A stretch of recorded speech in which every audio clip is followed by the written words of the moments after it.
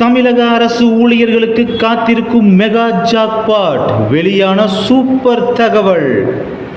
தமிழ்நாடு அரசின் அரசாணை மூலம் அரசு ஊழியர்களுக்கு பெரும்பாலான நன்மைகள் வழங்கப்படுவதால் அவர்களின் வாழ்வியல் தரம் அதிகரிக்கிறது.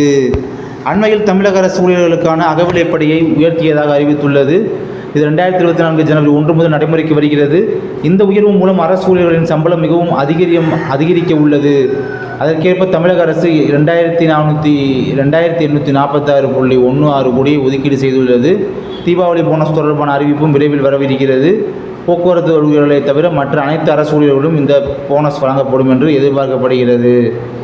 இது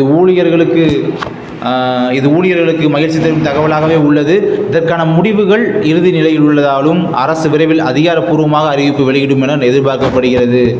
அந்த வகையில் அரசு ஊழியர்களுக்கான உத்தியோகபூர்வ அறிவிப்புகள் அவர்களின் உழைப்புக்கேற்ப உரிய பாராட்டாக அவர்களின் நலனை மேம்படுத்தும் நோக்கில் வருகிறது என்பது குறிப்பிடத்தக்கது.